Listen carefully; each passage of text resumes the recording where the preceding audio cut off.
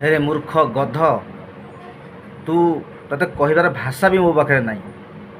ଯେହେତୁ ତୁ ଯେଉଁ ଭୁଲ କରୁଛୁ, ତୋ ଭୁଲ ପାଇଁ କୌଣସି କ୍ଷମା ବି ନାହିଁ। ତୁ କାହା କଥାରେ ପଡ଼ିକି ସବୁ କାମ କରିଛୁ? ତୁ ଯେଉଁ ରାଜନୈତିକ କଥାରେ ପଡ଼ିଛୁ, ଯେଉଁ ମନୋବାଦୀ କଥାରେ ପଡ଼ିଛୁ, ଯେଉଁ ଧର୍ମ ନାଁରେ ତୁ କାମ କରିଛୁ, ତୁ ଇତିହାସ ପଢ଼େ। ଇତିହାସ ଅଛି, ଇତିହାସ ପଢ଼େ। ଏବେ ବି ସମୟ ଅଛି। ତାଙ୍କ ବିଷୟରେ ଜାଣେ, ତାପରେ ତୁ ଆଙ୍ଗୁଠି ଉଠେ।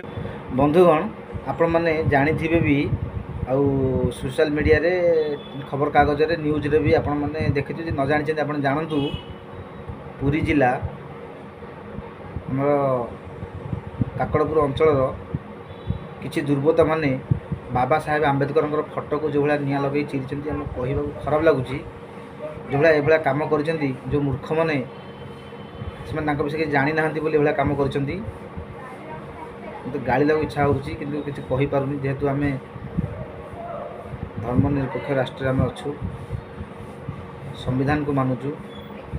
ସମସ୍ତର ବଞ୍ଚିବାର ଅଧିକାର ଯିଏ ଦେଇଛନ୍ତି ବାବା ସାହେବ ଆମ୍ବେଦକର, ଯିଏ ଆମକୁ କଲମ ଧରାଇଛନ୍ତି, ଯିଏ ଆମକୁ ସ୍କୁଲ ଯିବା ପାଇଁ ରାସ୍ତା ଦେଖାଇଛନ୍ତି, ଯେଉଁ ସମ୍ବିଧାନ ବଦଳ ଆସୁଛି, ଆମକୁ 5 କିଲୋ ଚାଉଳ ମିଳୁଛି, ଯେଉଁ ଆମକୁ ସରକାର ଆମ ଆଗରେ ଭୋଟ ପାଇଁ ଭିକ ମାଗୁଛନ୍ତି, ତାଙ୍କୁ ଏ ସାରା ଭାରତ, ସାରା ପୃଥିବୀ ତାଙ୍କୁ ମାନୁଛନ୍ତି। ତାଙ୍କ ଫଟୋକୁ ଯେଉଁମାନେ ପୋଡ଼ିଛନ୍ତି କି ଯେଉଁଭଳିଆ ଭୁଲ କାମ କରୁଛନ୍ତି, ଆମକୁ କହିବାକୁ ଖରାପ ଲାଗୁଛି। କିନ୍ତୁ ସେମାନେ ଭଗବାନଠୁ ବଡ଼, ଯେଉଁ ମହାପୁରୁଷମାନେ, ତାଙ୍କୁ ଆମେ କମ୍ ସେ କମ୍ ତ ଫୁଲ ଦେଇପାରିବା, ତାଙ୍କୁ ପୂଜା କରିବା। ଯେ ନ କରିପାରୁଛ, ତାଙ୍କ ବିଷୟରେ ପଢ଼। ଯେ ନ ଜାଣିପାରୁ, ତାଙ୍କ ବିଷୟରେ କାହିଁକି ତାଙ୍କ ଫଟୋକୁ ଏଭଳିଆ ଅପମାନ କରୁଛ? କେଉଁଠି ବିଜୁ ବାବୁଙ୍କୁ ନିଆଁ ଲଗାଇ ଦେଉଛ, କେଉଁଠି ତାଙ୍କ ମୂର୍ତ୍ତି ଭାଙ୍ଗି ଦେଉଛ, ବାବା ସାହେବ ଆମ୍ବେଦକରଙ୍କ ଫଟୋକୁ କେଉଁଠି ନିଆଁ ଲଗାଇ ଦେଉଛ, କେଉଁଠି ତାଙ୍କ ମୂର୍ତ୍ତି ଭାଙ୍ଗି ଦେଉଛ। କାହିଁକି ଏଭଳିଆ ଭୁଲ କାମ କରୁଛ? କିଛି ପଇସା ଲୋଭରେ, କିଛି ମନୁବାଦୀ କଥାରେ ପଡ଼ିକିରି?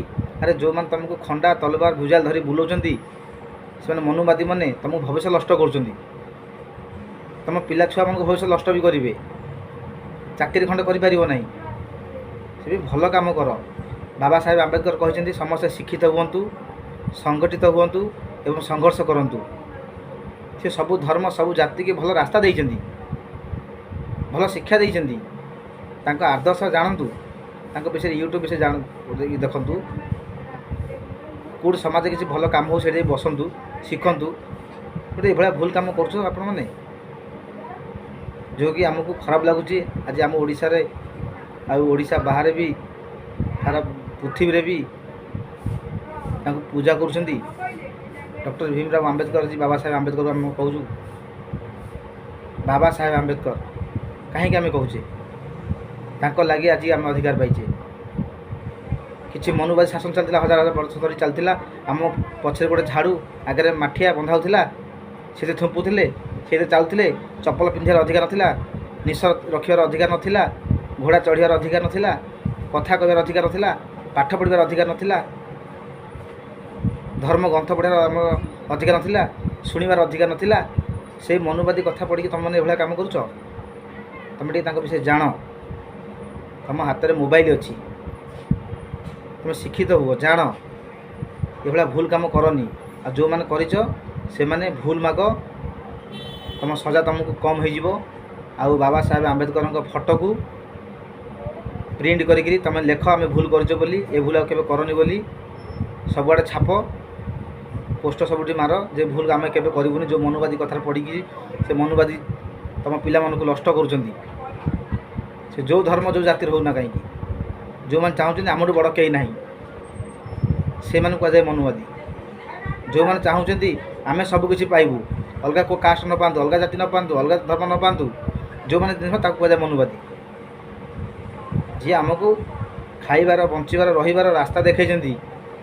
ଆମ ସବୁ ଯେଉଁ ସମ୍ବିଧାନ ଦେଇଛନ୍ତି ଡକ୍ଟର ଭୀମରାଓ ଆମ୍ବେଦକର, ବାବା ସାହେବ ଆମ୍ବେଦକର, ରାତି ଦିନ ସେମାନେ ଆମ ପାଇଁ ପରିଶ୍ରମ କରିଥିଲେ। ଯେ ସାଧାରଣ ଲୋକ, ଗରିବ ଲୋକ, ଅସହାୟ ଲୋକ କେମିତି ସୁବିଧାରେ ବଞ୍ଚିପାରିବେ, ଚଳିପାରିବେ, ତାଙ୍କୁ ସବୁ ସମାନ, ସବୁ ଜାତି, ସବୁ ଧର୍ମ, ସମସ୍ତେ ସମାନ ହେବେ, ସେ ବିଚାର କରିଥିଲେ। ତାଙ୍କୁ କୌଣସି ମନୁବାଦୀ କଥାରେ ପଡ଼ିକିରି, କୌଣସି ରାଜନୈତିକ କଥାରେ ପଡ଼ିକିରି ତାଙ୍କୁ ଅପମାନ କରିବାଟା ଠିକ୍ ନୁହଁ। ଆଉ ଯେଉଁମାନେ କରିଛ, ଭୁଲ ମାଗ, ତୁମକୁ ଲୋକ ଘୃଣା କରିବେ। ଏଭଳିଆ କାମ କରିଛ। ଆମ ପରିବାର ପାଇଁ ସେ ଚିନ୍ତା କରିଛନ୍ତି। ତାଙ୍କର ପରିବାରକୁ ସେ ଭୁଲିକିରି ଆମ ପାଇଁ ସେ ଲଢ଼େଇ କରିଛନ୍ତି। ଡକ୍ଟର ଭୀମରାଓ ଆମ୍ବେଦକରଙ୍କୁ କୋଟି କୋଟି ପ୍ରଣାମ। ତାଙ୍କୁ